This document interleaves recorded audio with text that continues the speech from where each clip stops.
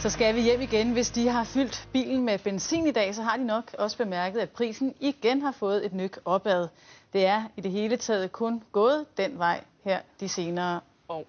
Og i dag var listeprisen på en liter blyfri benzin så næsten på 12 kroner, helt præcis på 11 kroner og 82 øre. Og prisen ser ud til at stige yderligere allerede i morgen og slå den hidtidige rekord. Stigende efterspørgsel og højere dollarkurs får skylden. Så hurtigt forsvinder pengene ud af lommen i øjeblikket, når familiens bil skal tankes op. Jamen, jeg synes, det er utroligt, at det kan blive ved. Og det er ikke så heldigt, synes jeg.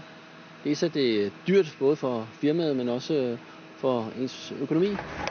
Priserne kender kun én vej, og det er opad. Det skyldes til dels et spirende opsving i økonomien, både i USA og Europa, og at økonomien i Asien stadig buldrer derudad.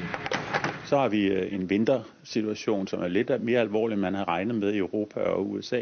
Og endelig så er der jo altså, at vi i Danmark må se i øjnene, at vi har en dollarkurs i øjeblikket, som er ganske høj. For en familie med et kørselsbehov på 20.000 km om året og en bil, der kører 16 km på literen, betyder den nuværende benzinpris en ekstra udgift på 1.000 kroner om året sammenlignet med 2010.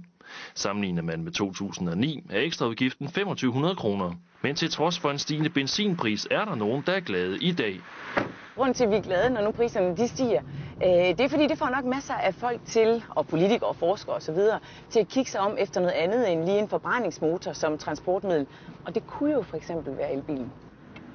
Choose EV prøver lige nu gennem flere store testforløb at vende danskerne til tanken om en elbil. Så selvom elbilen den er dyr lige nu, så er der altså også ny teknologi, og derfor koster det mange penge. Men hvis benzinprisen bliver ved med at stige så meget, ja, så kan det faktisk efterhånden godt betale sig. Men selvom prisen er høj i dag, bliver den endnu højere i morgen. Statoil varsler denne gang en stigning på 7 øre til 11 kroner og 89, hvilket er 1 øre over den tidligere rekord fra 15. juli 2008. Søndag stiger den så igen med 3 øre.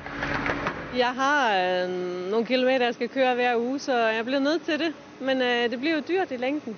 Jamen, det kan være, det er billigt i forhold til, hvad vi kan forvente måske engang, det ved jeg ikke.